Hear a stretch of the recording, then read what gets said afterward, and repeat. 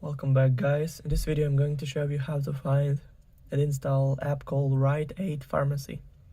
So first thing first, open App Store. Just click on that blue icon right here on your home screen. Then make sure that you log in on your Apple ID account. And click on the search button right here.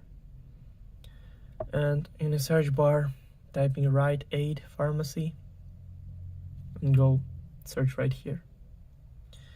Then scroll down a little bit until you find the app. So click on that, then click Get, then Install, then confirm installation through Face ID or Touch ID or using password from your Apple ID account.